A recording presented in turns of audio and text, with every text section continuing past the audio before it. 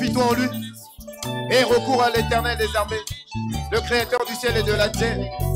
Tout lui appartient, tout lui est soumis. Confie-toi en lui. Fais appel à lui. Je lève les yeux vers la montagne, d'où me viendra le secours. Je lève les yeux vers la montagne, d'où me viendra le secours.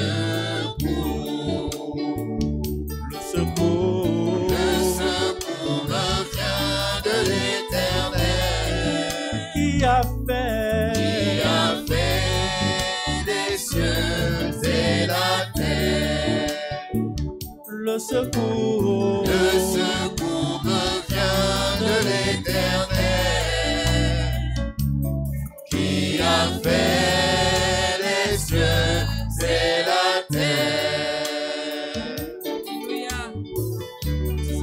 Crois-tu qu'il est la réponse à tes attentes? Allez, plaide ta cause. Fais connaître tes besoins. Ne regarde pas ton problème. Regarde à Jésus. Regarde à l'œuvre de la croix. Parce qu'à la croix, il a tout accompli, mon bien-aimé. Tout. Vers toi, je lève les yeux, Père éternel, pour la situation, Seigneur, des appels de ton peuple, Jésus.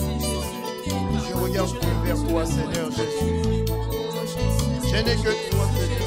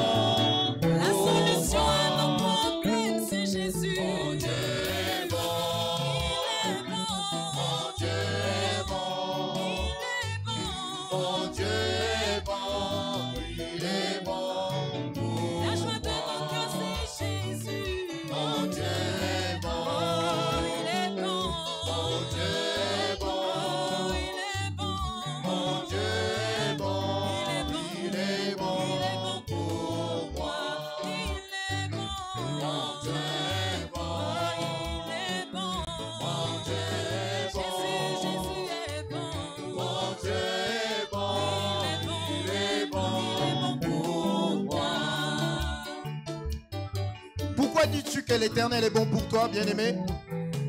Témoigne la bonté de l'Éternel dans ta vie. Considère juste ton existence, bien-aimé, pour considérer la bonté de Dieu. Nous avons commis les mêmes actes qu'eux, mais dans sa bonté, dans sa grande miséricorde, il nous a pris à part, bien-aimés. Nous confessons que tu es bon, Seigneur. Nous croyons que tu es bon. Lorsque je vois ma vie, je dis que tu es bon.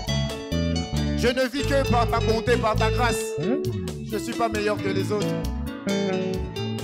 Tu t'es fait connaître à moi, Seigneur.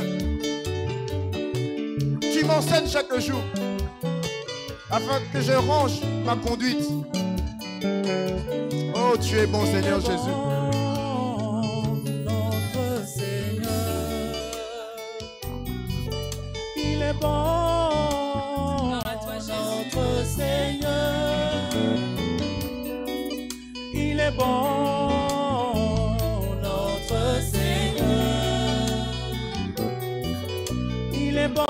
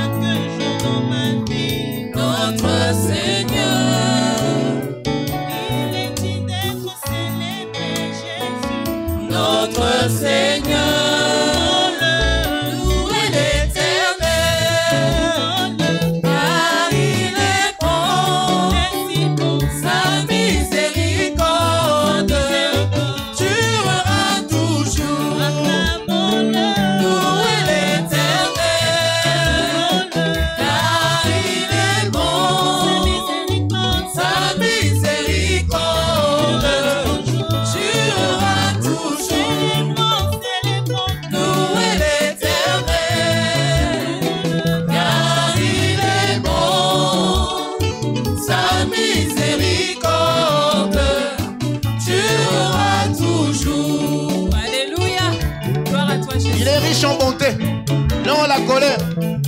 Tout est possible encore pour toi, mon bien-aimé. Prends la résolution de te laisser conduire par lui. En étant à l'écoute de la voix de Rebecca, bien-aimé. Il est riche en bonté.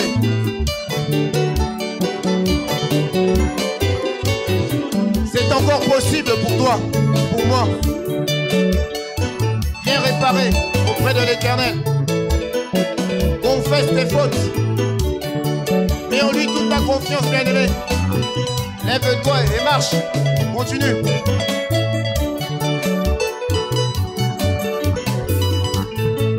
Bénissons ta bonté. Bénissons ta miséricorde. Merci Seigneur. Pour tant de miséricorde, pour tant de bonté.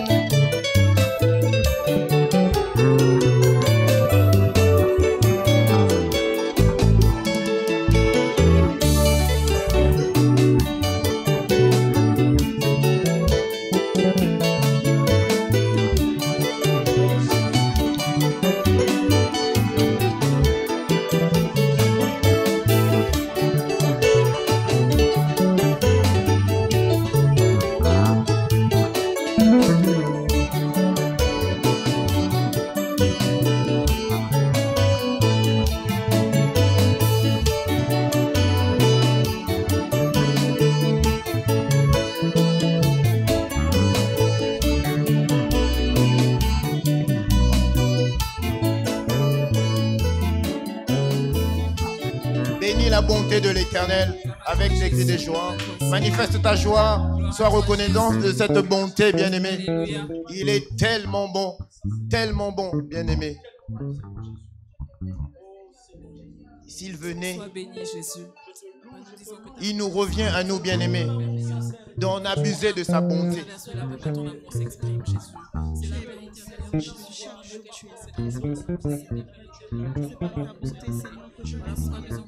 Nous voulons encore te célébrer avant de passer au message de ce jour. Parce que nous savons que Seigneur, tu es notre solution.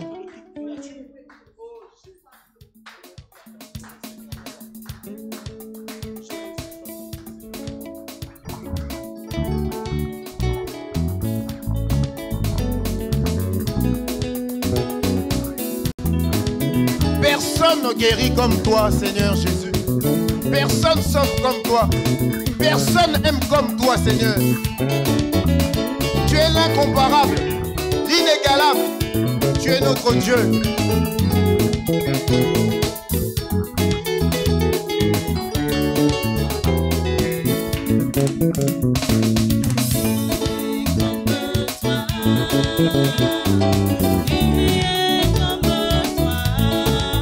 Il est grand, il est puissant, notre Dieu.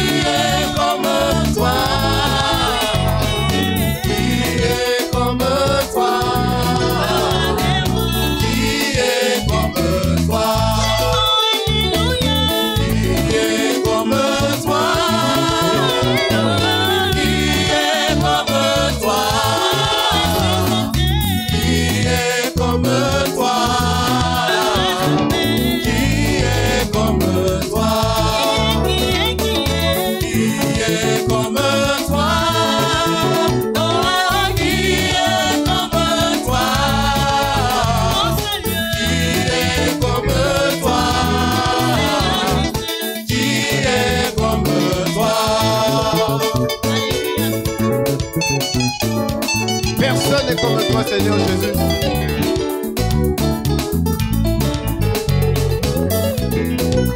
Alors que tout m'accusait, tout m'avait abandonné, mais toi tu ne m'as point abandonné. J'étais malade, tu m'as guéri. Qui est comme toi? Moi j'étais pécheur, tu m'as pardonné. Qui est comme toi? J'étais dans les ténèbres, tu m'as éclairé, Jésus. Qui est comme toi?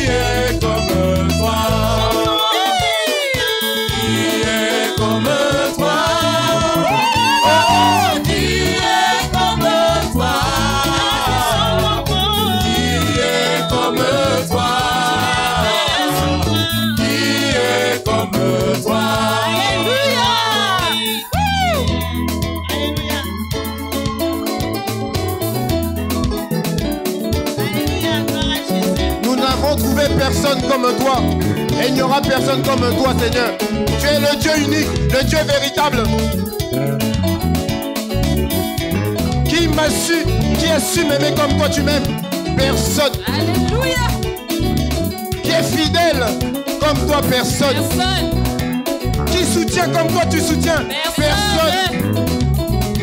Qui conseille comme toi tu conseilles? Personne. Alléluia.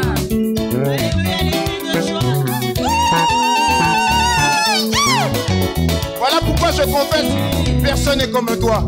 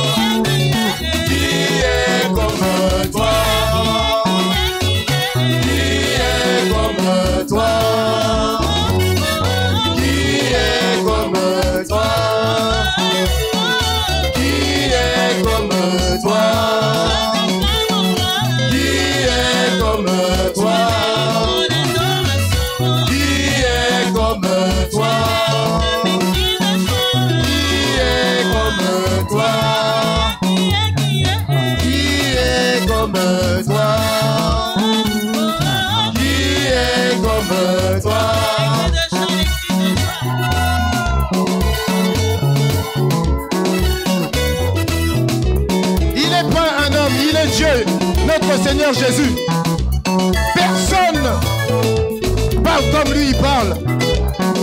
Personne aime comme lui aime. Voilà pourquoi il dit, pour l'amour de Sion, je ne me tairai point. Il est le Père éternel, l'admirable conseiller.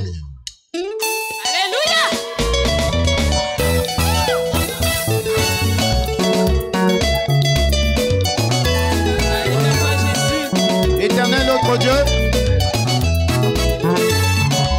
nous voici encore dans ta présence, Seigneur.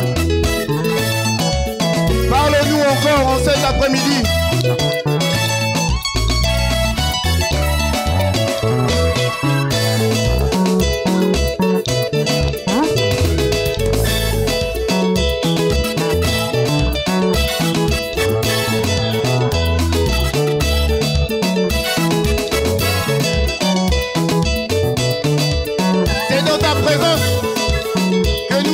Joie. Et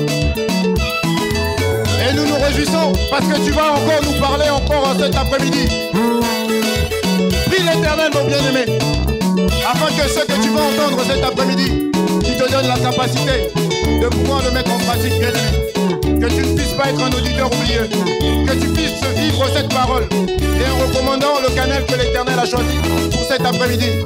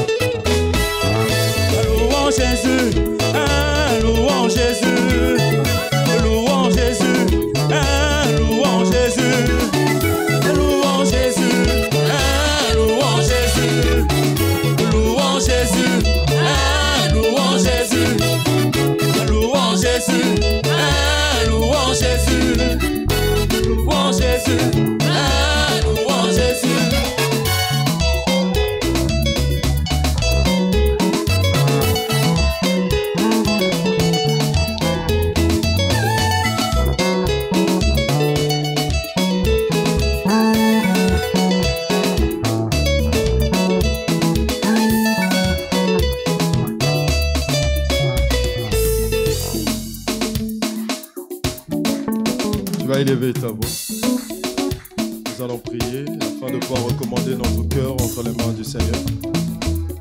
Tu vas prier, recommande ton cœur entre les mains de Dieu. Que seul le Seigneur puisse convaincre ton cœur. Seul le Seigneur parle à ton cœur. Élevons nos voix, prions dans le nom du Seigneur Jésus-Christ. Élève ta voix, prie. Élève ta voix, prie dans le nom du Seigneur Jésus-Christ.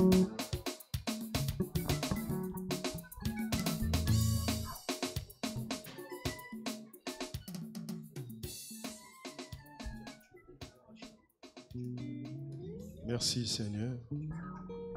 Toi le Dieu qui n'a pas changé, nous te disons merci. Le véritable c'est toi, nous te disons merci. Le ressuscité d'entre les morts, nous te disons merci. Le ciel éternel, nous te disons merci. Le Dieu compatissant, nous te disons merci. Que seule ta gloire, ta puissance éternelle se manifeste encore parmi nous. Dispose nos cœurs à pouvoir écouter ce qui vient droit de ton trône. Que nous, Seigneur Roi, nous puissions nous effacer. Que toi, le véritable, que tu puisses croître avec puissance, avec autorité. Nous bénissons ton nom. Nous te rendons toute la gloire. Dans le nom précieux de Jésus et Jésus-Christ crucifié, nous disons tous Amen. Acclamons pour le Seigneur. Que le Dieu de gloire nous bénisse et nous disons bonjour à tous les saints, même à ceux qui nous suivent de loin. Pour commencer, nous allons prendre le psaume.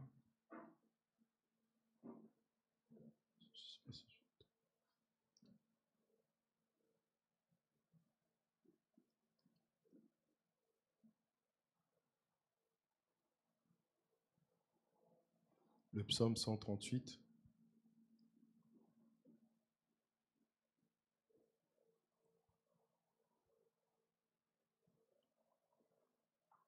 Je lis la parole du Seigneur Jésus-Christ. Je te célèbre de tout mon cœur. Je chante tes louanges en présence de Dieu. Je me prosterne dans ton saint temple et je célèbre ton nom à cause de ta bonté et de ta fidélité.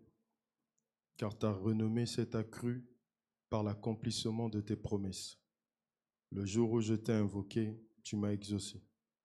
Tu m'as assuré, tu as fortifié mon âme. Tous les rois de la terre te loueront, ô Éternel. En entendant les paroles de ta bouche, ils célébreront les voies de l'Éternel, car la gloire de l'Éternel est grande. Verset 6. L'Éternel est élevé, il voit les humbles et il reconnaît de loin les orgueilleux. Quand je marche au milieu de la détresse, tu me rends la vie. Tu étends ta main sur la colère de mes ennemis et ta droite me sauve. L'Éternel agira en ma faveur.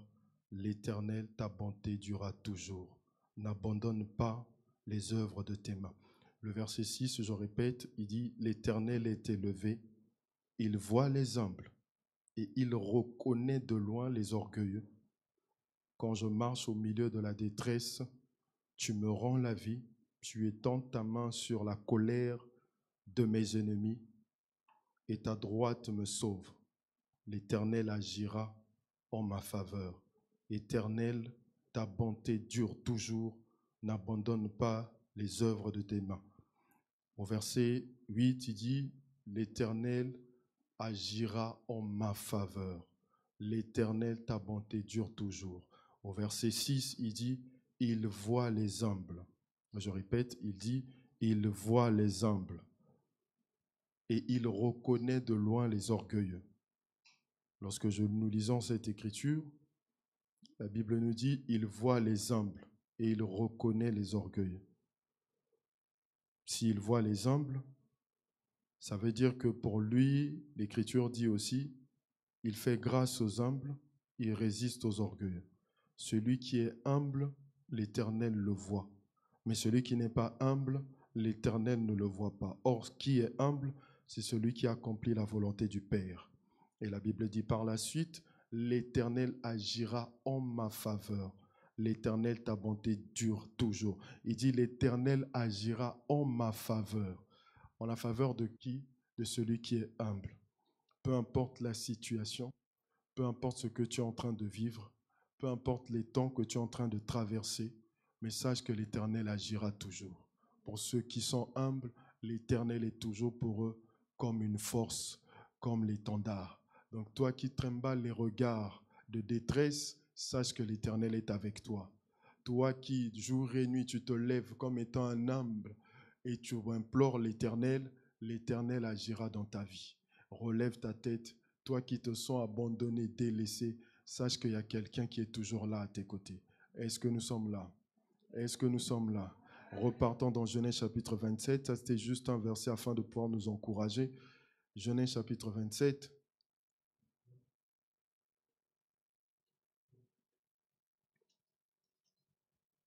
C'est notre verset de base. Genèse chapitre 27. Je prends à partir du verset 3.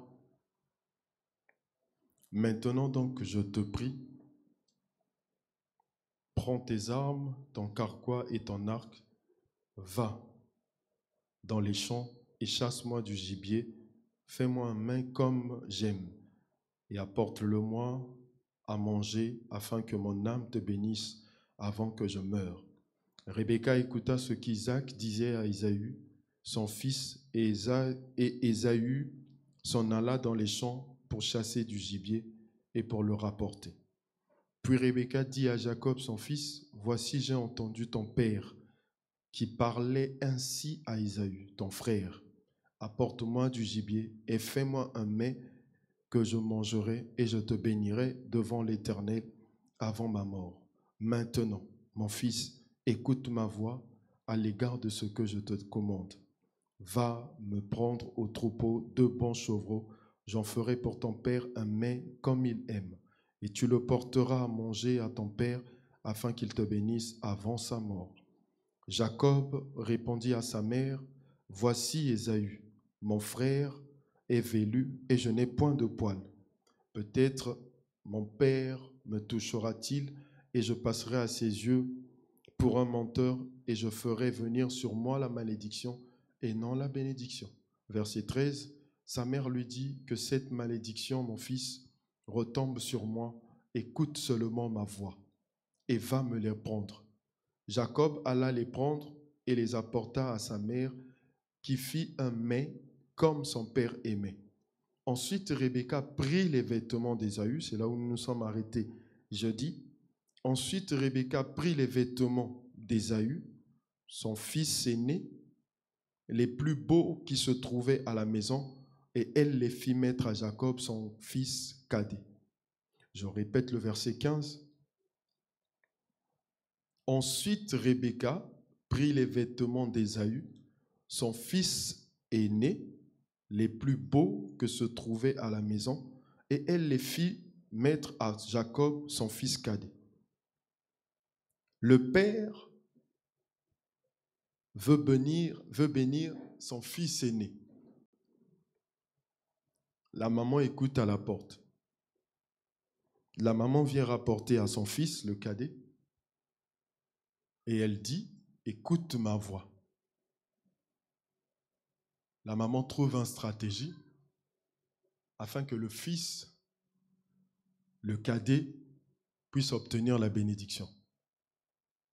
Mais sauf que la maman, comme nous l'avons dit jeudi, elle ne va pas chercher les stratégies autre part. La Bible déclare qu'elle rentre dans la maison, elle va prendre les vêtements les plus beaux du fils aîné. C'est là où nous nous posons la question. Et là où l'écriture, c'est magnifique, c'est beau. La Bible dit, elle va chercher les vêtements du fils aîné qu'elle doit faire porter au cadet. Est-ce que nous sommes en train de voir? Elle dit le fils aîné. La maman rentre dans la maison et prend les vêtements du fils aîné. Nous allons d'abord nous arrêter là. La voix de Jacob, les mains d'Ésaü. Mais la maman sait, ça c'est le fils aîné. La maman prend les vêtements du fils aîné. elle ne prend pas les vêtements d'une autre personne. L'aîné, c'est le grand frère, n'est-ce pas? L'aîné, c'est celui qui est censé montrer le chemin. L'aîné, c'est celui-là qui doit être exemplaire. Et ce que nous sommes en train de voir. L'aîné, il vient avant que le cadet puisse arriver. Lorsqu'il y a un problème, c'est l'aîné qui doit défendre le cadet. Et ce nous sommes là. Mais l'aîné, comme nous l'avons dit, il est exemplaire. Il est celui-là qui doit protéger le cadet. Il doit faire en sorte que le cadet le ressemble. Comme les serviteurs de Dieu l'avaient touché, le cadet doit ressembler à l'aîné. Mais ici, on nous dit l'aîné. Allons-y, lisons l'Écriture. Genèse chapitre 29.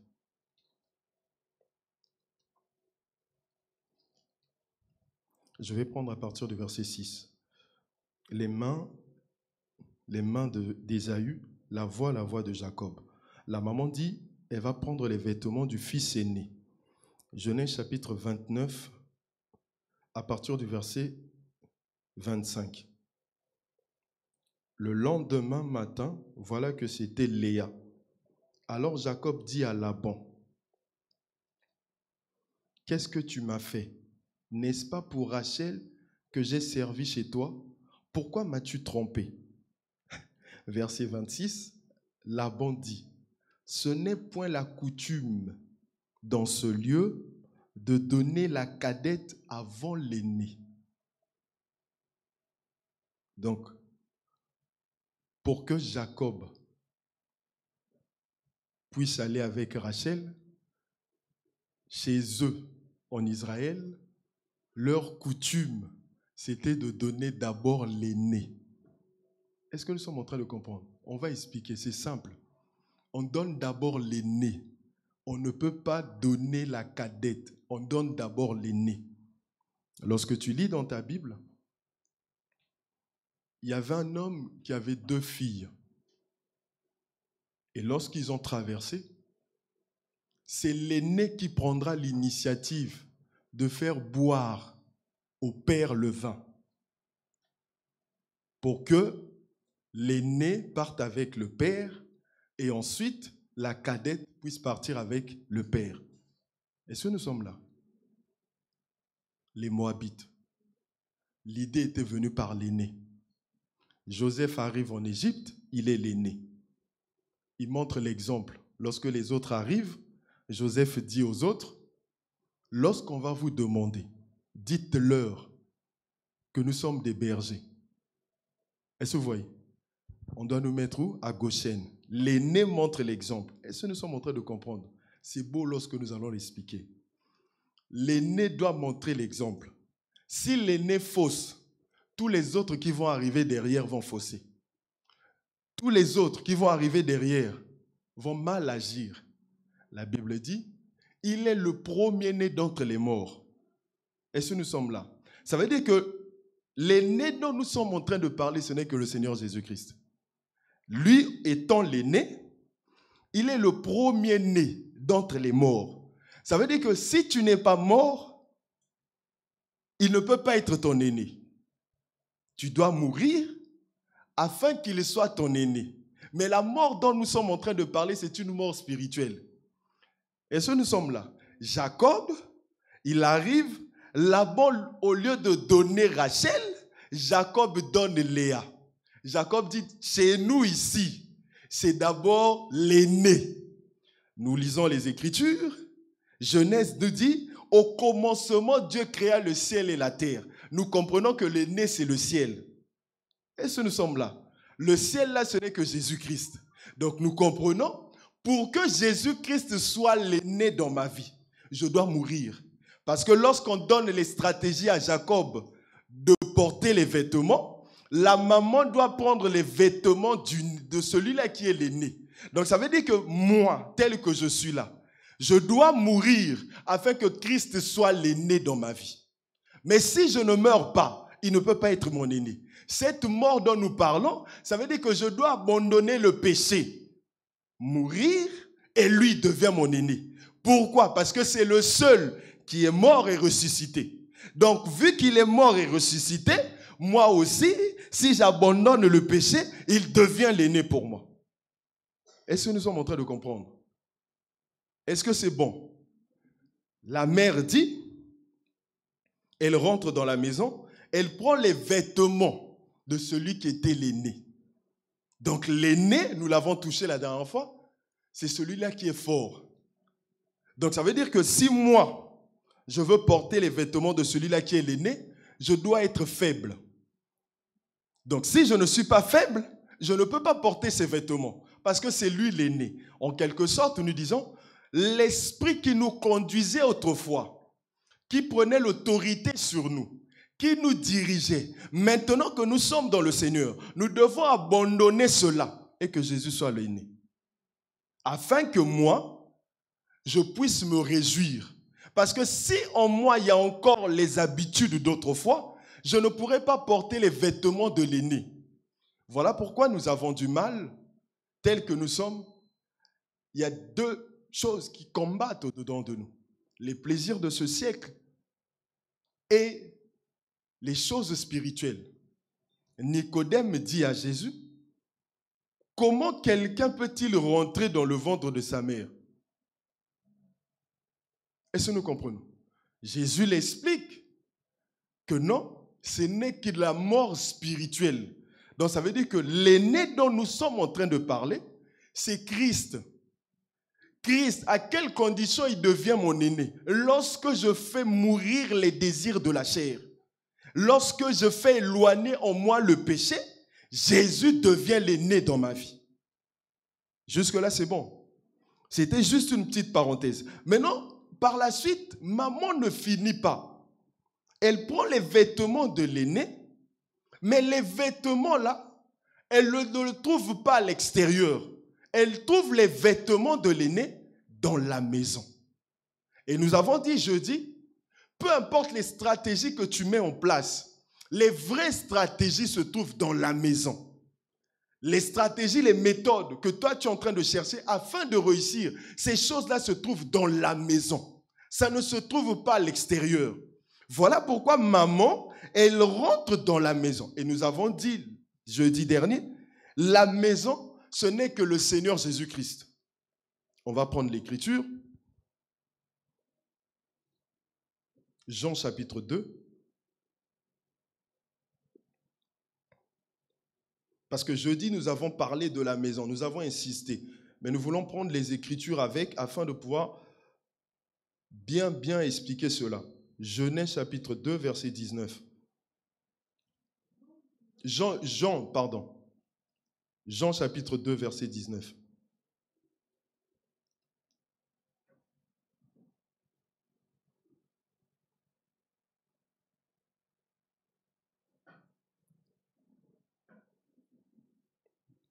Jean chapitre 2, verset 19, je vais prendre à partir du verset 18. Les Juifs, prenant la parole, lui dirent, « Quel miracle nous montres-tu pour agir de la sorte ?» Jésus leur répondit, « Détruisez ce temple et en 3 jours je le releverai. » Les Juifs dirent, « Il a fallu 46 ans pour bâtir ce temple et toi en 3 jours tu le releveras ?» Mais il parlait du temple de son corps. C'est pourquoi lorsqu'il fut ressuscité des morts, ses disciples se souvinrent qu'il avait dit cela et ils crurent à l'écriture et à la parole que Jésus avait dite. Et ce nous voyons. Il dit, mais il parlait du temple de son corps. Donc lorsque Rebecca rentre dans la maison, nous comprenons que cette maison, en réalité, ce n'est que le corps qui est le Seigneur Jésus-Christ. Et ce nous comprenons. Allons-y dans 1 Rois chapitre 8. Lorsque Salomon construit le temple,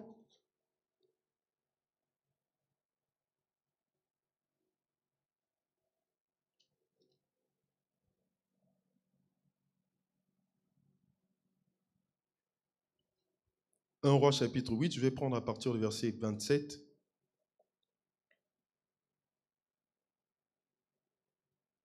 Mais quoi? Dieu habitera-t-il véritablement sur la terre? Voici les cieux, et les cieux des cieux ne peuvent te contenir. Combien moins cette maison que je t'ai bâtie. Toutefois, Éternel, mon Dieu, sois attentif à la prière de ton serviteur et à sa supplication. Écoute le cri et la prière que t'adresse aujourd'hui ton serviteur.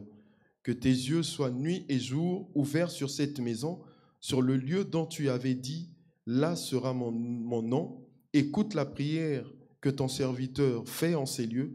Daigne exaucer la supplication de ton serviteur et de ton peuple d'Israël lorsqu'ils prieront en ces lieux. Exauce du lieu de ta demeure, des cieux, exauce, pardonne. Donc nous avons compris, la maison dont Rebecca parlait, dont elle est rentrée, ce n'est que le Seigneur Jésus-Christ. Est-ce que jusque-là c'est bon? Parce qu'elle dit, elle ne va pas autre part, elle rentre dans la maison. Jésus dans Jean chapitre 2, il dit, détruisez ce temple et je le rebâtirai en 3 jours.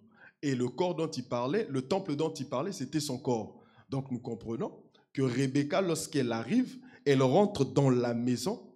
C'est là-bas qu'elle est partie chercher les stratégies pour Jacob. Donc nous comprenons qu'aujourd'hui, la maison dont nous sommes en train de parler, ce n'est que la parole. Est-ce que c'est bon? Donc les stratégies, les méthodes, tout ce dont nous voulons faire aujourd'hui, demain, après-demain, les stratégies, nous l'obtiendrons que dans la parole. Nous ne l'obtiendrons pas autre part. Or, nous avons aujourd'hui, beaucoup d'entre nous, nous voulons des stratégies, nous voulons faire plusieurs choses, mais nous voulons que les hommes apportent des stratégies pour notre être. Or, aujourd'hui, toi et moi, comme étant chrétiens, notre stratégie, notre façon de faire, notre façon de chercher, nous devons chercher cela dans la maison. Voilà pourquoi nous avons dit le jeudi dernier que lorsqu'un prédicateur, un ministre en train de prêcher, il doit chercher les vêtements où? Dans la maison. Donc ça veut dire que dans les Écritures, dans la parole, c'est là où il y a les plus beaux vêtements. Est-ce que nous sommes là? Je fais un résumé pour jeudi, afin que nous puissions avancer. Ça veut dire que ce dont tu es en train de chercher, un prédicateur, un ministre, il trouve que les plus beaux vêtements dans la parole. Ici, lorsque nous prêchons, nous ne devons en aucun cas chercher d'autres vêtements. Parce que d'autres vêtements, d'une manière ou d'une autre, nous pouvons dire, ce n'est qu'aussi les enseignements. Ce n'est qu'aussi les messages que le peuple ou le ministre est en train de donner. Ça veut dire que le vêtement qu'il doit te faire porter, ce vêtement-là doit venir que de la parole.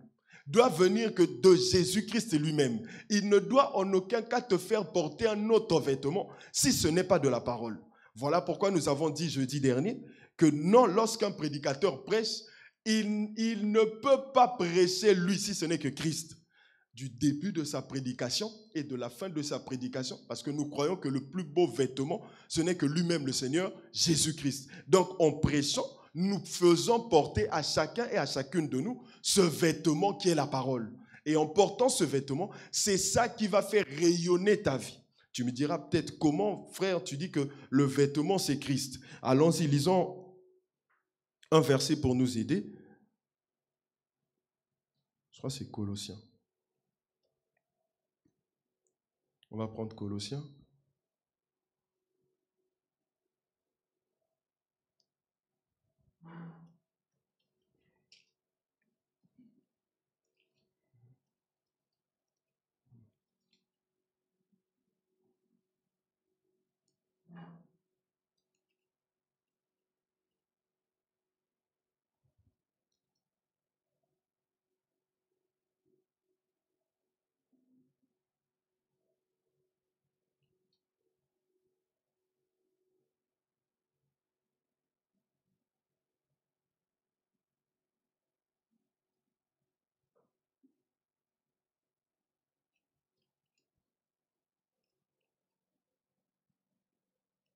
Attendez. Colossiens chapitre 1. On va commencer à partir du verset 12.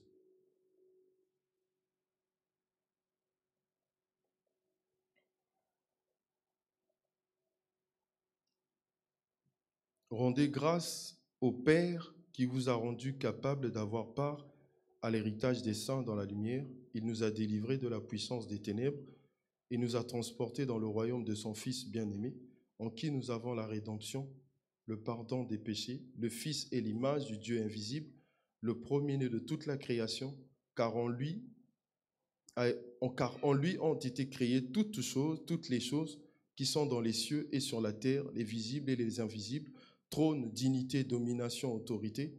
Tout a été créé par lui et pour lui. Il est avant toute chose et toute chose subsiste en lui. Il est la tête du corps de l'Église. Il est le commencement et le premier-né d'entre les morts, afin d'être en tout le premier. Car Dieu a voulu faire habiter toute la plénitude en lui.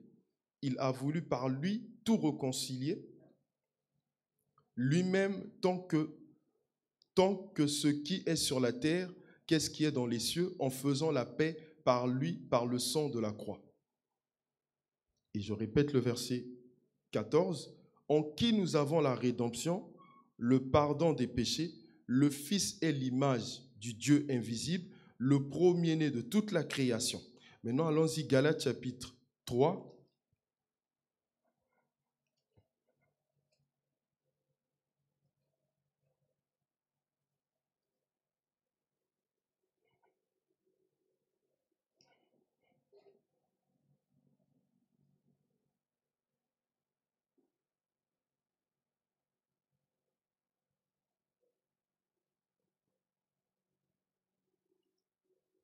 Nous allons prendre à partir du verset 20.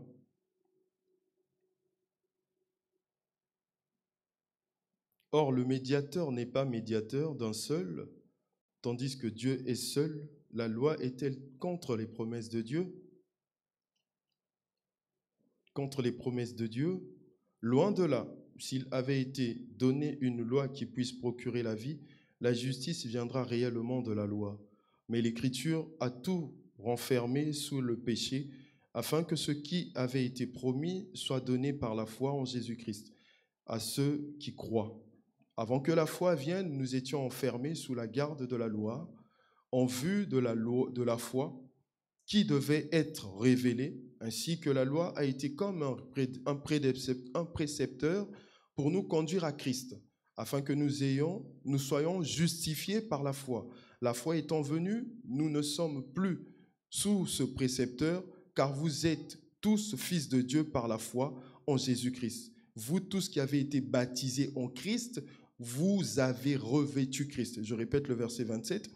Vous tous qui avez été baptisés en Christ, vous avez été revêtus de Christ. Donc nous voyons que le vêtement dont la maman est partie chercher, ce n'est que Christ. Est-ce que jusque-là c'est bon? Parce qu'elle dit, repartons en Genèse chapitre 25, Genèse chapitre 27, à partir du verset 15.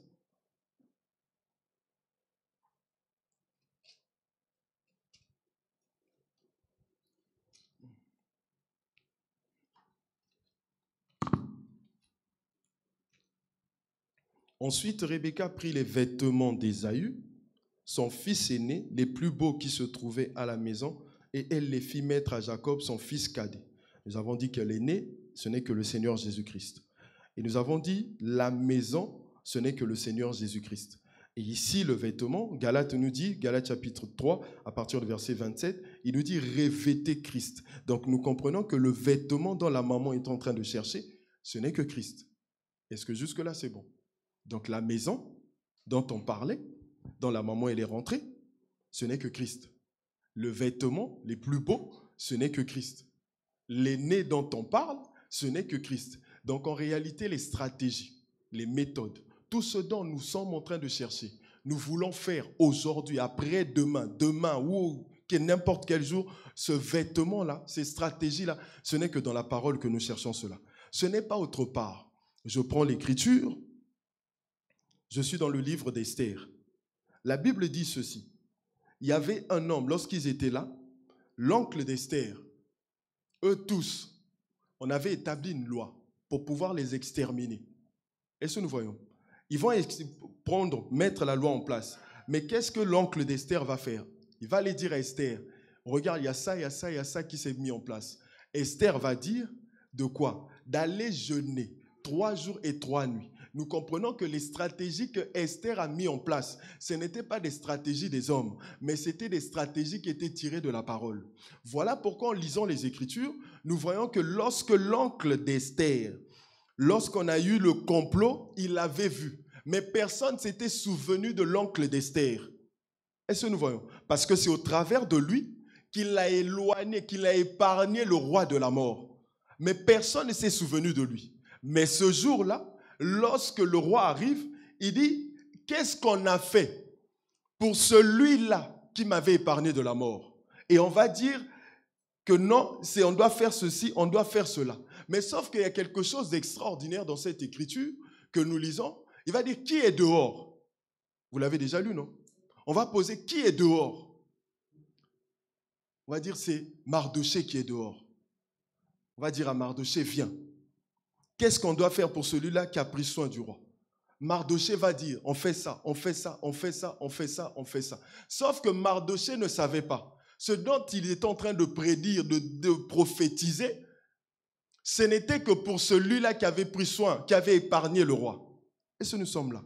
Ça veut dire que moi, tel que je suis, les stratégies, les méthodes, tout ce que je cherche, je dois le faire selon l'Écriture. Je ne dois pas le faire selon ma façon à moi de faire. Voilà pourquoi nous sommes dans l'Assemblée. Il y a certaines personnes qui ont fait du bien d'une manière ou d'une autre à une personne. Cette personne aimerait qu'on se souvienne de lui. Mais laisse que le Seigneur se souvienne de toi.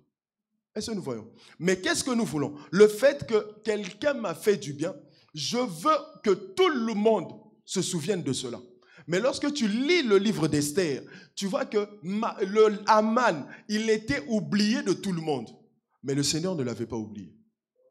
Mardoché, pardon. Il était oublié de tout le monde. Mais le roi, l'Éternel, ne l'avait pas oublié. Mais Mardoché, Haman, qui cherchait à le nuire, à le détruire, il voulait tout faire pour que Mardoché puisse mourir.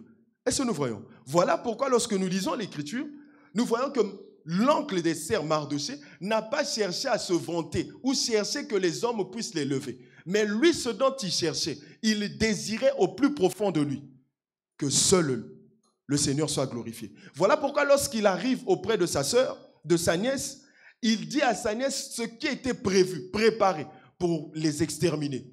Mais la sœur va dire 3 jours de jeûne. Mais je sais, je suis consciente que pour aller auprès du roi, cela est impossible. Il faut trouver des stratégies. Mais les stratégies qu'ils ont mis en place, ce n'étaient pas des stratégies des hommes, mais c'était les stratégies de l'Éternel. Prenons encore l'Écriture. Allons-y dans le livre de Daniel. Lorsque nous lisons, nous voyons que les compagnons de Daniel, ils étaient déjà perdus, si nous pouvons dire ainsi. Pour eux, la mort était déjà arrivée. Mais lorsqu'ils arrivent, le roi leur dit que vous devez vous prosterner. Et ils se sont dit, nous n'allons pas nous prosterner devant toi, ni devant ta statuette. Pourquoi? Parce qu'en réalité, au-dedans d'eux, ils savaient qu'ils étaient juifs, ils étaient israélites. Ils ne cherchaient pas à se prosterner auprès des hommes, mais ils cherchaient à se prosterner devant l'Éternel. Les stratégies dont ils étaient en train de chercher, ce n'étaient pas les stratégies des hommes, mais c'était les stratégies de l'Éternel, le Dieu véritable. Voilà pourquoi tels que nous sommes, d'une manière ou d'une autre, peu importe la situation, le problème, la souffrance que tu vis ou tu traverses, les stratégies dont tu es censé chercher, c'est les stratégies qui doivent venir de la parole, de la maison de l'Éternel. Voilà pourquoi lorsque nous voyons Rebecca, la Bible déclare que Rebecca est rentrée dans la maison. Et en rentrant dans la maison, Rebecca va chercher les vêtements les plus beaux pour que son fils puisse le porter. Ça veut dire que ce vêtement le plus beau, c'est l'évangile dont nous avons dit jeudi, que nous devons porter sur nous, afin que ce vêtement-là puisse combattre sur nous, afin que ce vêtement-là puisse pourvoir à tous nos besoins. Nul sur cette terre a la capacité, ni la force, ni les moyens de t'accorder la paix si ce n'est que le Seigneur Jésus-Christ. Mais si tu le cherches à ta façon, à ta manière, tu ne l'obtiendras point. Mais lorsque tu cherches dans la parole, tu as tout ce dont tu es en train de chercher. Tu as tout ce que l'Éternel veut faire dans ta vie. Voilà pourquoi en lisant les Écritures, la Bible dit ceci dans Exode, il dit « Gardez le silence et moi l'Éternel je combattrai pour vous ». Mais pourquoi nous allons garder le silence? Parce qu'en réalité, en gardant le silence, j'attends que les stratégies de Dieu puissent s'accomplir. Parce que dès lors que je commence à parler, à m'exprimer, aller chercher mon intelligence, c'est là où tout fausse. Et nous n'arrivons plus à pouvoir nous en sortir. Voilà pourquoi en lisant le livre de 1 Roi, chapitre 17, chapitre 18, nous voyons qu'il y avait Élie devant les prophètes de Baal. J'aime beaucoup cette écriture. Et en lisant cette écriture, Élie n'a pas fait les stratégies des hommes, mais Élie a accompli les stratégies dont lui seul, l'Éternel pouvait inspirer. Allons-y, lisons cela.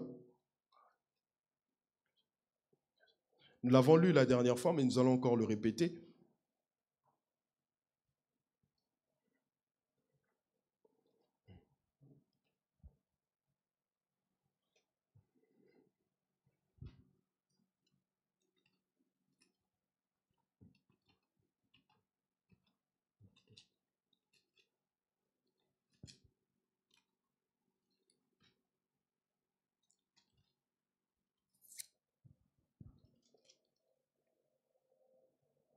Un Roi chapitre 18.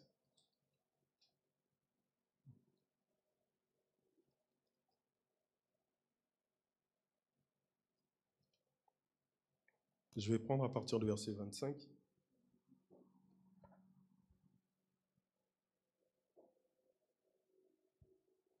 Élie dit au prophète de Baal, je suis dans 1 Roi chapitre 18 à partir du verset 25.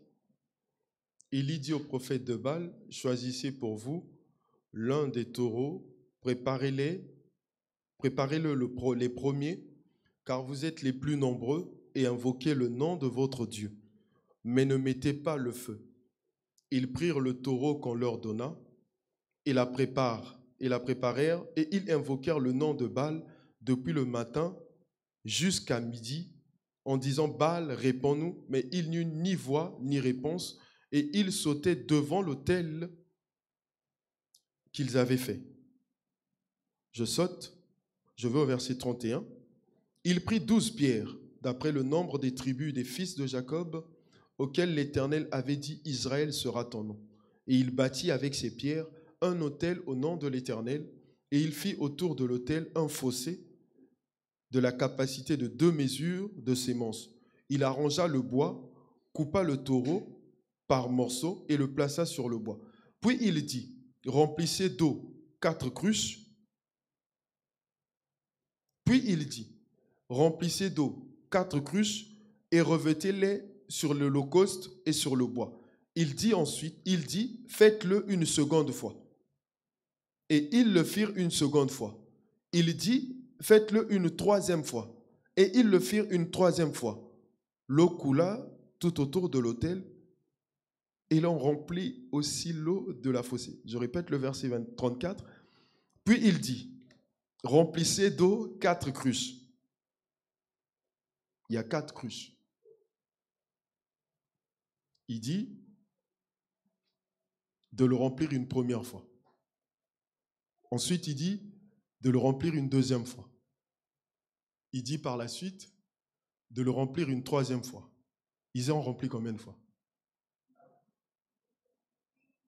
Ils ont rempli combien de fois?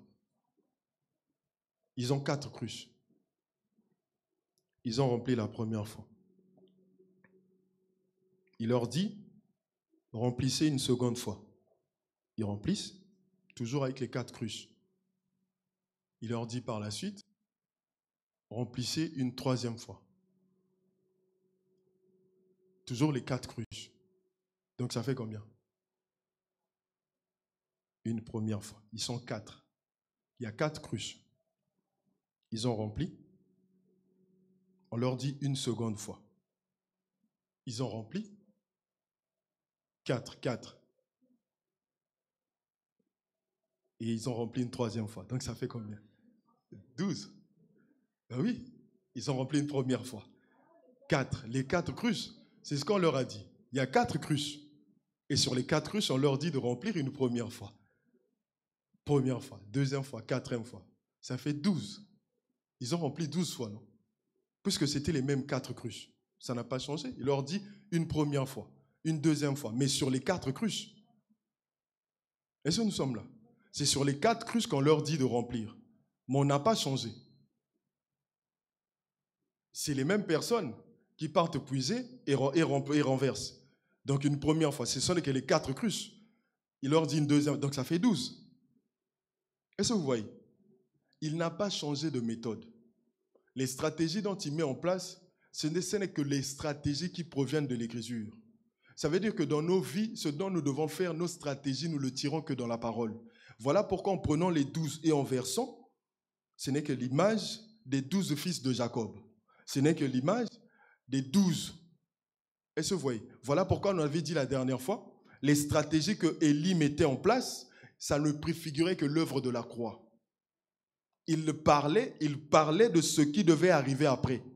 Qu'il devait avoir quelqu'un qui va accepter de mourir et au travers de sa mort, la gloire devait descendre. Donc ça veut dire que si moi j'accomplis les stratégies de la parole, cette gloire-là descendra sur moi. Rien ne pourra résister devant l'Éternel. Mais si je fais les choses selon ma vision, selon ce que moi je veux, la gloire de Dieu ne descendra pas. Voilà pourquoi lorsque Élie leur recommande 3 fois les 4 cruches, en réalité leur montrait que les 12 fois que vous faites, lorsque vous l'appliquez, la gloire de Dieu descend. En réalité, lorsque nous appliquons l'enseignement, la saine doctrine, la gloire de Dieu doit descendre sur nous. Est-ce que nous sommes là? Voilà pourquoi dans la vie de ceux-là qui ont accepté de marcher avec Christ, en appliquant l'enseignement, l'Éternel ne peut pas les abandonner. Quelle que soit la situation, quel que soit le problème, quelles que soient les difficultés que tu peux avoir dans ta vie, mais dès lors tu appliques l'enseignement, tu appliques la parole, tu ne cherches pas la stratégie des hommes, mais tu cherches la stratégie de l'Éternel, Dieu t'élèvera. Dieu défendra ta cause. Mais si tu commences à chercher les stratégies des hommes, parce que tel oncle a fait telle chose, et je dois appliquer ce que lui il a fait, bien aimé, ces choses-là te détourneront de la foi. Mais ce que Dieu a prévu pour toi, en faisant sa volonté, ce que lui veut, il défendra ta cause.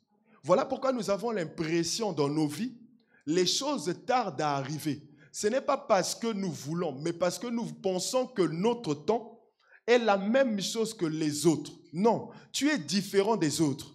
Tu ne dois pas te comparer avec l'autre, mais tu dois voir selon les Écritures ce que l'Éternel te dit.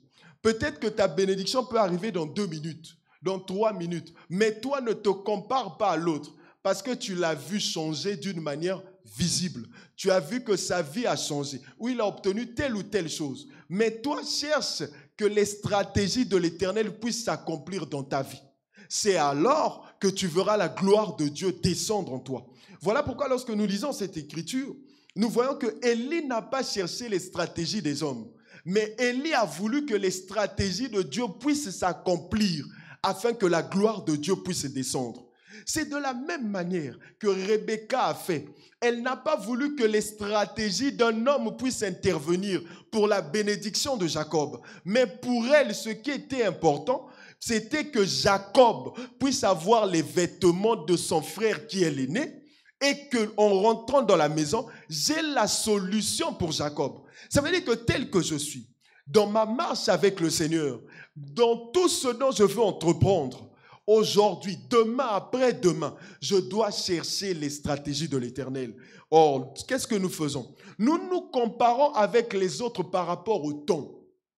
Si l'autre était béni à 14 heures, moi aussi, je souhaiterais que ma bénédiction arrive à 14 heures. Mais sauf que tu oublies, nous tous, nous étions à la maternité, mais nous ne sommes pas venus le même jour. Chacun est venu, même heure, mais 2 fois les minutes, c'est différent. Même heure, 2 fois les tierces, c'est différent. Même heure, 2 fois la façon de faire aussi, c'était différent. Ça veut dire que même les jumeaux ne sont pas venus les mêmes jours. Mais pourtant, ils sont jumeaux. Mais comment se fait-il? Ils ne sont pas venus le même jour. Ça veut dire que le temps que toi tu regardes et le temps que Dieu regarde, ce temps est différent. Ne te fie jamais au temps des hommes, mais fie-toi au temps de l'Éternel et accomplis les stratégies que Dieu veut. Voilà pourquoi nous voyons même dans nos vies, les choses deviennent difficiles, voire même impossibles. Pourquoi? Parce que nous disons que j'ai atteint un certain âge. Et lorsque j'ai atteint cet âge-là, je veux que l'Éternel puisse accomplir tout ce don que je désire.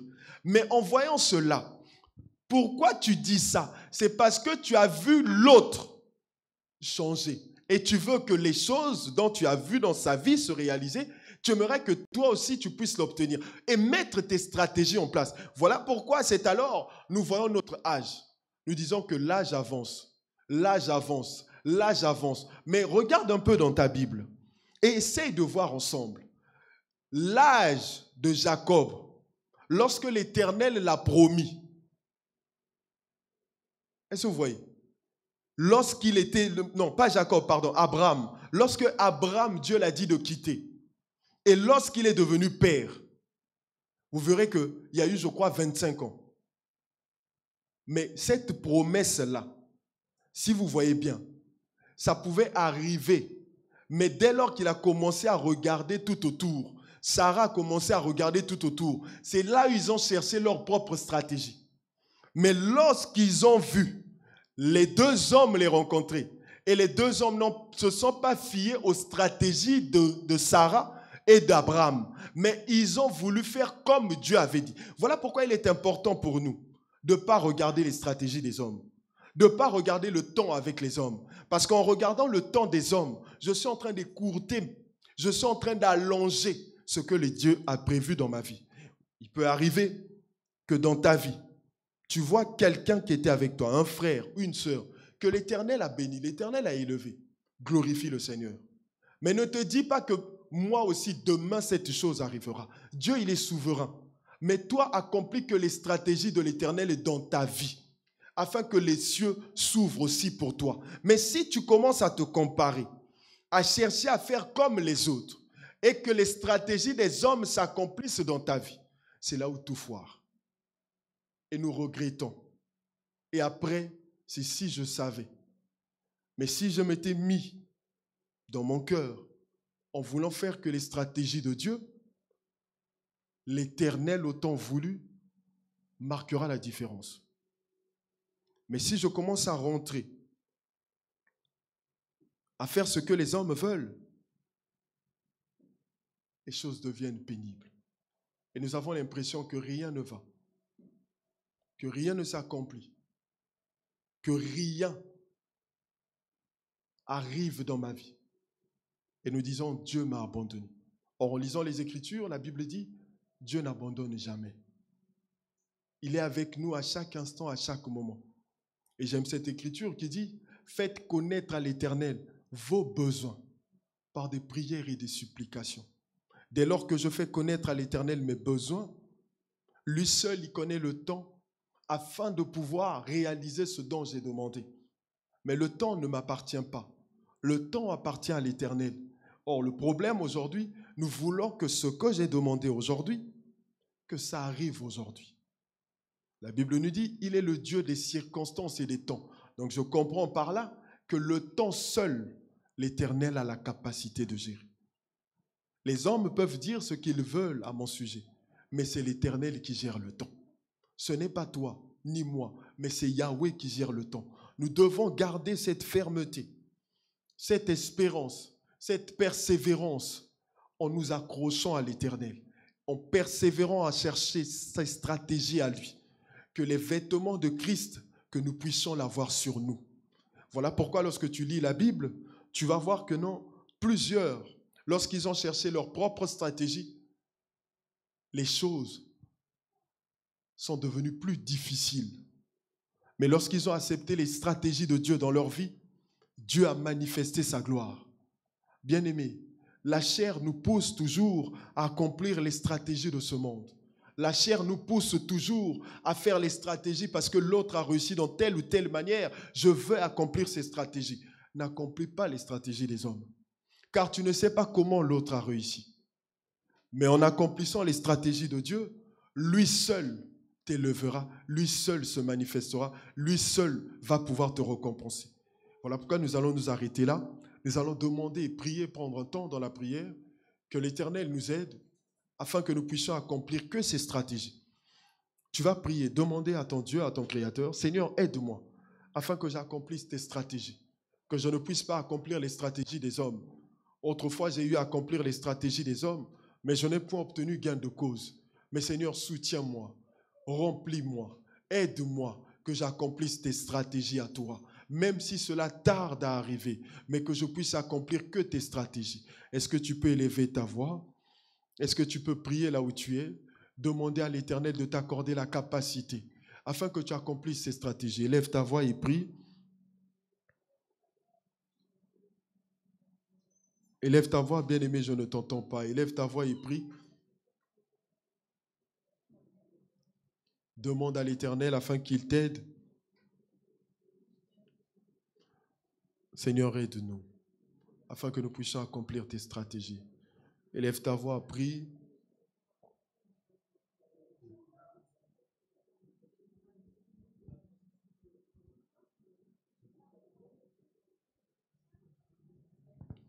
Élève ta voix, demande à l'Éternel qu'il t'accomplisse, qu'il t'aide afin que tu puisses accomplir ses stratégies et non tes stratégies à toi. Élève ta voix. Dis au Seigneur de t'aider. Dis au Seigneur de t'aider afin que tu puisses accomplir les stratégies de Dieu et non tes stratégies à toi. Demande, fais appel à ton Seigneur. Seigneur, aide-moi. Seigneur, soutiens-moi afin que j'accomplisse tes stratégies. Allez, prie là où tu es. Insiste dans ta prière. Fais appel à ton Créateur. Fais appel à ton Dieu, à ton Seigneur, à ton Sauveur. Élève encore ta voix. Élève encore ta voix. Dans ta maladie, demande les stratégies de Dieu. Dans tes projets à long terme, à court terme, demande les stratégies de Dieu. Que l'Éternel étende sa main afin que les stratégies, ses stratégies à lui, pas tes stratégies à toi.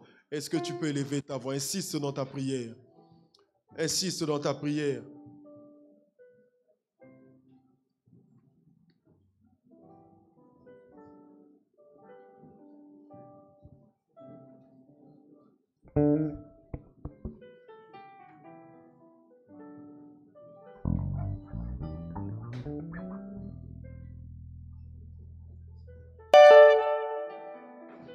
Continue à prier, élève ta voix. Élève ta voix, bien-aimé, insiste dans ta prière. Demande à l'Éternel qu'il t'aide.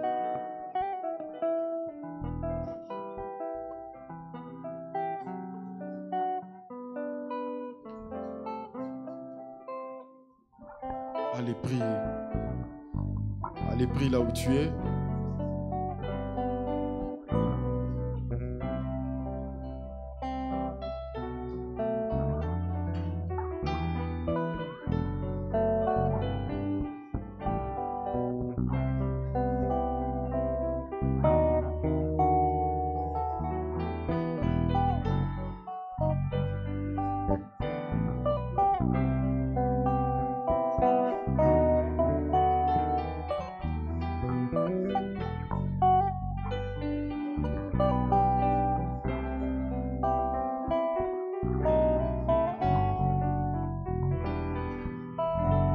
Continue à prier.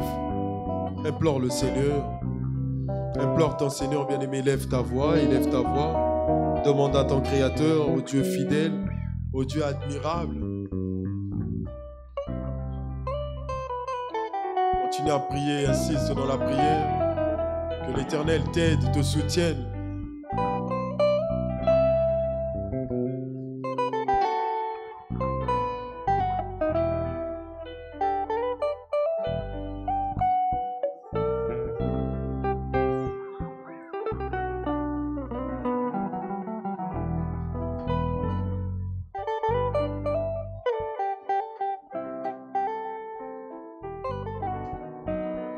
Continue à prier, tu vois, les chants vont nous mettre un cantique. Continue à prier pour demander au Seigneur de te faire grâce afin que tu demeures toujours dans ses recommandations, dans sa parole, dans ce qu'il dit. Cette femme qui avait une perte de sang depuis 12 ans, elle avait tout dépensé auprès des hommes, mais sa situation devenait pire. Lorsqu'elle a entendu parler de Jésus, c'est alors qu'elle est allée toucher et tout a changé dans sa vie. Demande cela à Dieu. Continue à prier. En attendant que les chants puissent t'entonner un cantique d'adoration.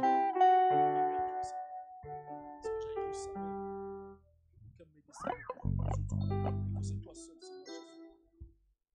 Voilà pourquoi, Seigneur, je veux tourner mon regard vers toi, Seigneur. Je veux tourner mon regard vers toi et te chercher.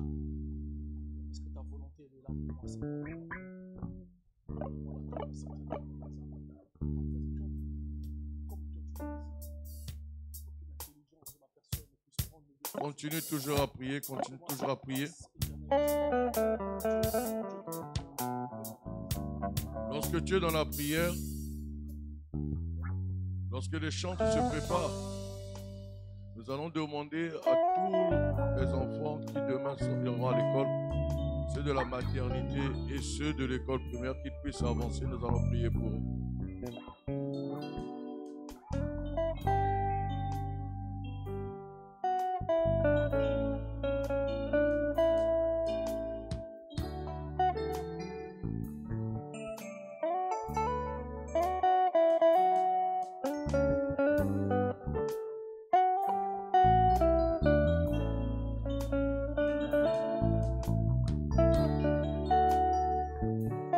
Gloire à ton Saint-Nom, Seigneur.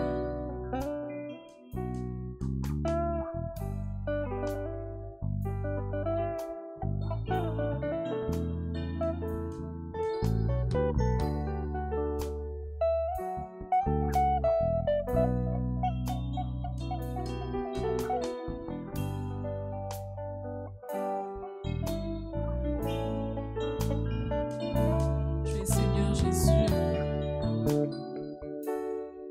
Tous soulevés pour prier pour nous, nous allons les recommander entre les mains de Dieu. Demain, c'est la rentrée. Demain, ces enfants vont aller à l'école. Ce sont nos enfants, nous allons prier pour eux, pour les recommander entre les mains du Seigneur. Afin que cette année scolaire soit pour eux une année de réussite.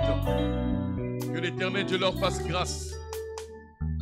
Que l'Éternel Dieu puisse éloigner de leur chemin tous les mauvais compagnons.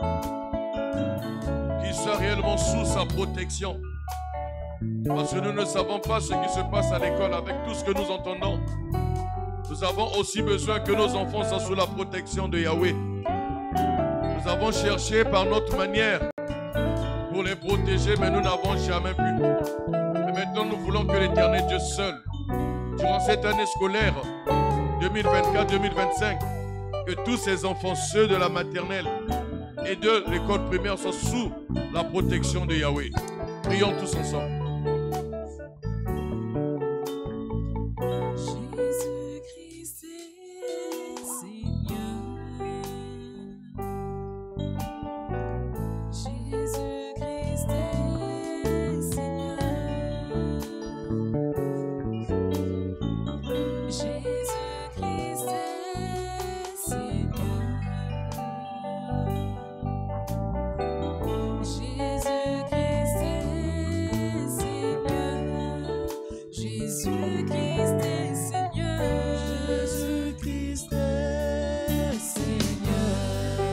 Jésus-Christ est Seigneur. Jésus-Christ est Seigneur. Jésus-Christ est Seigneur. Jésus-Christ est Seigneur. Jésus-Christ est Seigneur. Oui, Jésus-Christ est Seigneur.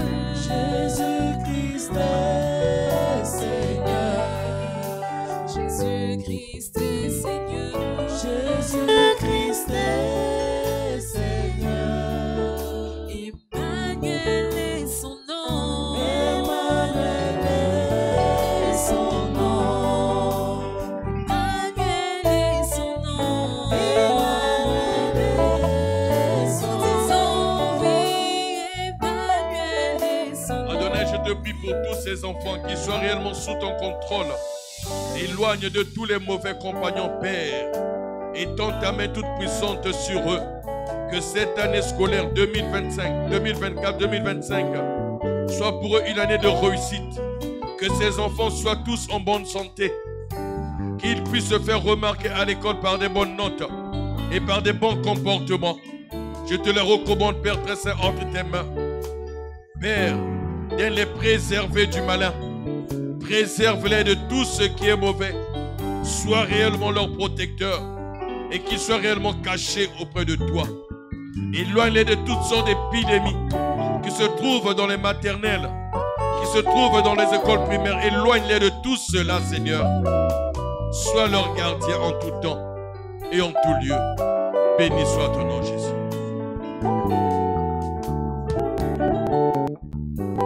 Nous allons aller au élèves du collège. Étudier, s'il peut venir.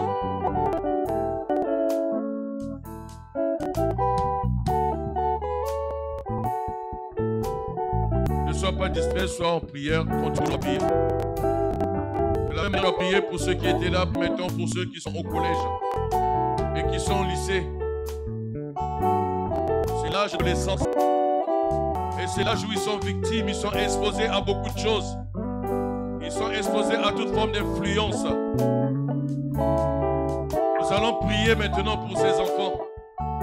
Que l'Éternel Dieu les soutienne aussi. Et que rien ne vienne perturber leur foi. Qu'ils demeurent réellement attachés à Christ. Et que rien ne vienne détruire leur foi. Élevons nos voix et prions pour eux.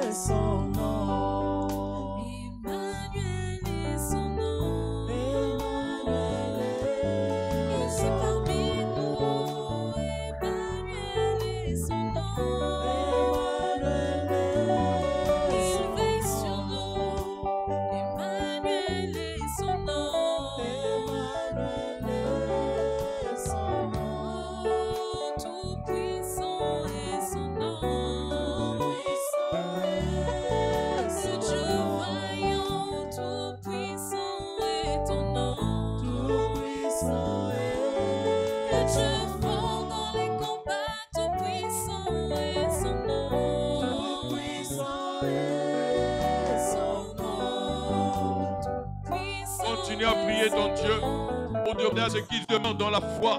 Et même s'ils rencontrent des hommes, des femmes, leurs amis, auxquels ils ne touchent pas la même doctrine, mais que ces hommes-là n'ont aucune influence sur eux. Leurs dialogues n'ont aucune influence sur eux. Parce que c'est à l'âge de l'adolescence que l'ennemi cherche à détruire les enfants pour recommander entre les mains de Dieu.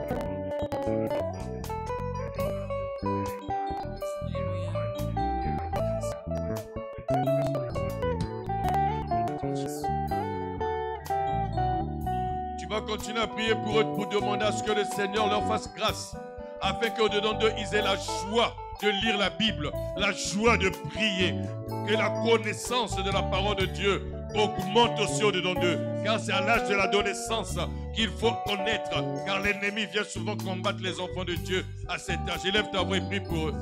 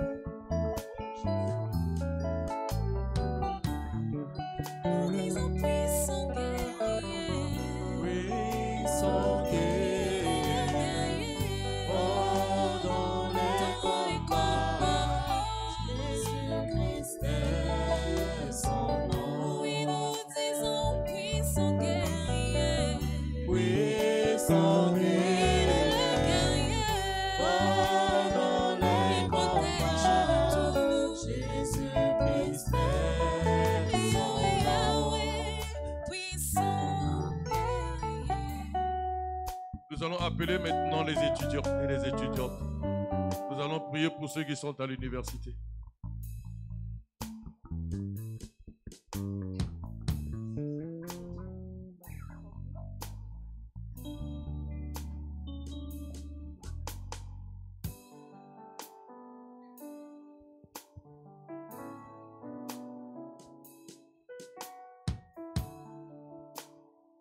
Nous allons les recommander entre les mains de Dieu, que l'Éternel Dieu étende sa main toute puissante sur eux. Que cette année scolaire soit pour eux aussi une année de réussite. Certains parmi eux étaient déjà à l'université. Il y en a d'autres qui viennent de les rejoindre parce qu'ils ont obtenu leur bac. Que l'Éternel Dieu soit avec eux. Que l'Éternel Dieu les soutienne. Que l'Éternel Dieu leur fasse grâce afin qu'ils puissent excéder dans leurs études. Que la réussite réellement les accompagne. Que l'année 2024-2025 soit pour eux une année de réussite. À l'université, c'est là où ils côtoient beaucoup de gens. C'est là où il y a beaucoup de sollicitations, des mondes des ténèbres. C'est là où les gens viennent les encourager à rentrer dans certaines loges. Nous allons prier Dieu afin que Dieu les soutienne. Qu'il rappelait à Dieu la prière de Jésus-Christ qu'il avait dit au Père. Je ne te demande pas de les ôter du monde, mais de les préserver du malin. Ses frères, ses sœurs ont entendu l'évangile et ils sont là. Ils ont cru à la doctrine. Que l'Éternel Dieu les préserve aussi du malin. Les préserve de tous les mauvais compagnons. Qu'ils ne soient pas influençables, mais qu'ils puissent affermir leur foi et que l'année scolaire soit pour eux une année de réussite. Élevons nos voix et prions pour eux dans le nom de Jésus-Christ.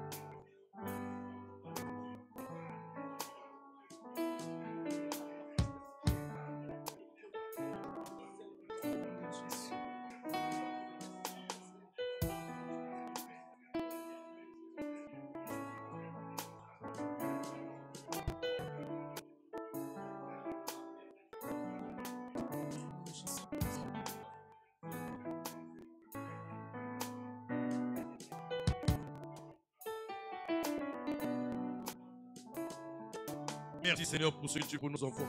Merci pour ceux qui nous ont liés, qui ont leurs enfants. Étends ta main puissante sur eux et bénis-les aussi Seigneur. Préserve-les, ces étudiants, ces étudiantes, de toutes les ruses du diable, de toute forme de sollicitation venant du monde des ténèbres. Éloigne d'eux toute ruse de l'ennemi qui agit dans les désirs de la chair. Que ces enfants puissent continuer à marcher selon l'esprit, parce que tu les connaissais depuis la maternelle.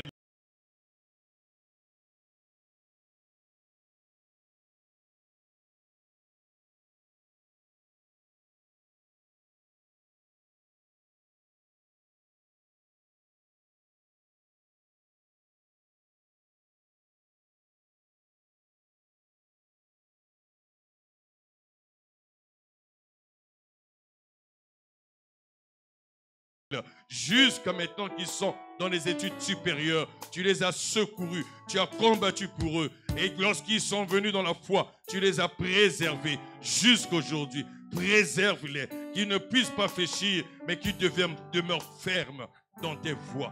Merci mon Créateur, que tout l'honneur et toute la gloire te soient rendus. C'est dans ton nom puissant Jésus que nous avons prié. Pour tous nos enfants, pour ceux qui sont à la maternelle, pour ceux qui sont à l'école primaire, au collège, au lycée, à l'université. C'est dans ton nom puissant Jésus que nous avons prié pour eux et nous te disons merci pour ce que tu feras dans leur vie. Acclamons pour le Seigneur. Acclamons pour notre Dieu et nous allons louer l'Éternel. Nous allons louer, nous allons prendre même 5 minutes pour louer pour notre Dieu. Il est en train de faire des choses merveilleuses dans nos vies. Nous croyons que la maladie est partie. Nous croyons que tout ce que nous l'avons demandé, il nous a exaucé. La maladie, les possessions, les difficultés, toutes ces choses, notre Seigneur Dieu, le Créateur de toutes choses, nous a délivrés. Il nous a restaurés. Et il a emmené les choses qui n'existent pas dans notre vie à l'existence. Amen. Nous croyons cela et nous croyons que nous n'allons pas rentrer tel que nous sommes venus. Amen. Voilà pourquoi nous allons louer ce Dieu, comme Israël avait loué l'Éternel lorsqu'ils sont sortis d'Égypte.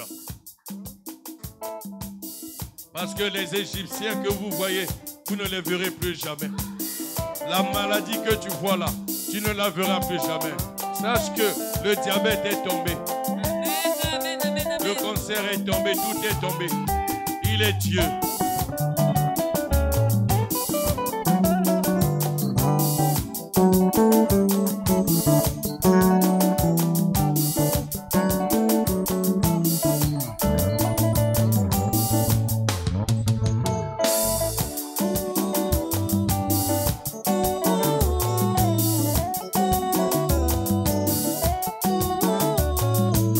Glorifions l'Éternel, car il a fait des merveilles. Alléluia, alléluia. Il a jeté à l'eau cheval et cavalier. Alléluia, alléluia. Glorifions l'Éternel, car il a fait des merveilles. Alléluia, alléluia. Il a jeté à l'eau cheval et cavalier. Alléluia, alléluia. Glorifions l'Éternel, car il a fait des merveilles. Alléluia, alléluia. Il a jeté à l'eau cheval et cavalier. Alléluia, alléluia.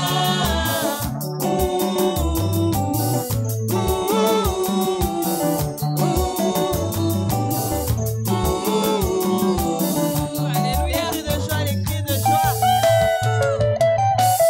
Éternel est mon sauveur, je ne manquerai de rien. Éternel est mon papa, c'est lui qui veille sur moi. Alléluia, alléluia. Il a jeté à l'eau cheval et cavalier. Alléluia, alléluia. Glorifions l'Éternel, car il a fait des merveilles. Alléluia, alléluia. Il a jeté à l'eau cheval et cavalier. Alléluia, alléluia. Glorifions l'Éternel, car il a fait des merveilles. Alléluia, alléluia. Il a jeté à l'eau cheval et cavalier. Alléluia, alléluia.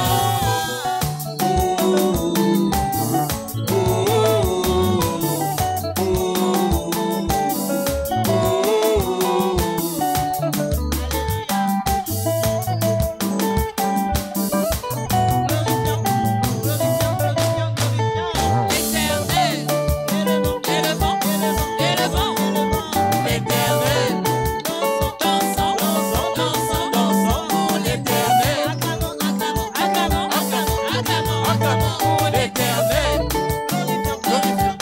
glorifions l'Éternel, élevons, élevons, élevons l'Éternel.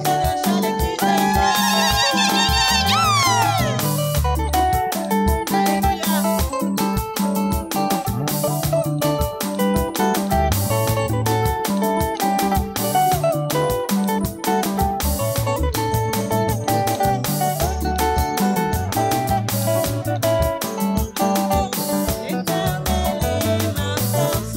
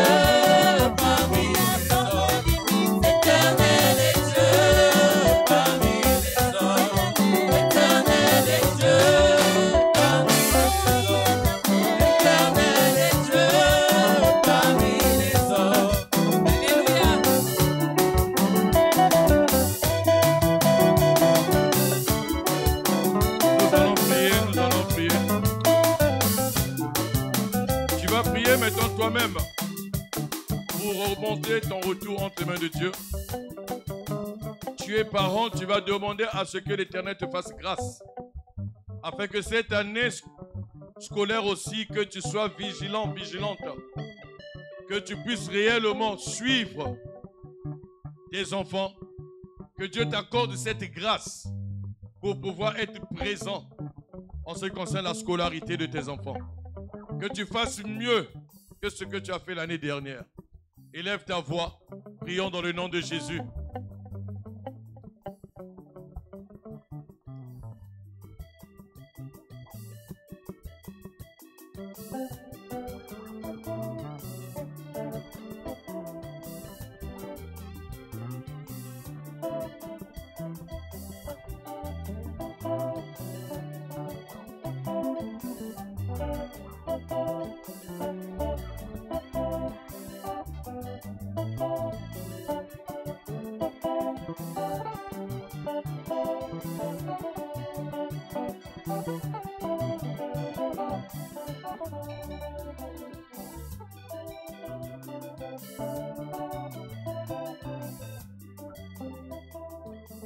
Toujours dans cette attitude de prière, toi aussi tu vas prier. Toi tu es un enfant, tu vas prier pour dire au Seigneur de te faire grâce. Afin que cette année-ci, tu écoutes plus les parents que l'année dernière. Et que tu sois présent, que tu prennes au sérieux tes études aussi. Tu vas demander à Dieu qu'il t'accorde cette grâce. Parce que celui qui met en nous le vouloir et le faire selon ton bon plaisir.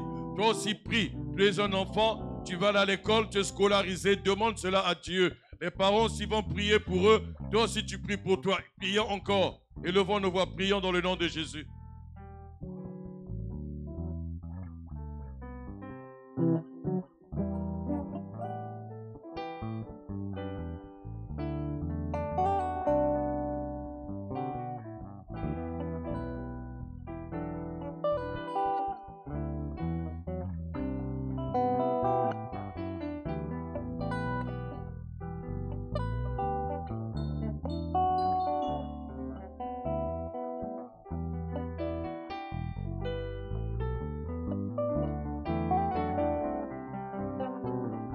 Merci Jésus, merci. Dieu grand, créateur du ciel et de la terre, je te dis merci pour cette grâce. Merci pour ton amour divin, merci pour ta justice. Merci pour la bénédiction, merci pour tout. Pour tout ce que tu es en train de faire au milieu de nous. Ce que tu avais déjà fait, ce que tu fais et ce que tu feras encore. Et nous te sommes reconnaissants et nous te disons merci. Je te prie, Père très saint, afin de te recommander ce peuple entre tes mains. Que toute cette assemblée et ceux qui nous suivent en ligne, quel que soit le lieu où ils s'y trouvent, qu'ils soient tous bénis dans le nom de Jésus-Christ de Nazareth. Bénis-les et que cette semaine soit pour eux une semaine bénie, une semaine pleine de victoire sur tous les puissants du monde des ténèbres. Et accorde la grâce à chacun et à chacune d'eux de pouvoir marcher maintenant selon tes principes. Bénis tous les saints du monde entier. Bénis tous tes serviteurs qui sont dispersés dans le monde entier, que toi tu as choisi et que tu as établi. Bénis-les et donne-leur la force, afin que cette semaine, qu'ils puissent travailler encore de plus belle, avec acharnement, pour transmettre ta connaissance à ton peuple. Bénis tous ceux qui étaient au service. Bénis les chantres, les instrumentistes, ceux qui ont conduit la prière. Bénis tous ceux qui ont rangé la salle. Accorde la grâce afin que prochainement, ils puissent le faire encore avec plus de zèle et plein de joie. Bénis tous ceux qui ont mené leurs enveloppes, leurs offrandes dans cette corbeille, donne-leur au centuple. Que tout ce qu'ils ont déposé dans cette corbeille soit utile pour l'avancement de ton œuvre. Et je le bénis dans le nom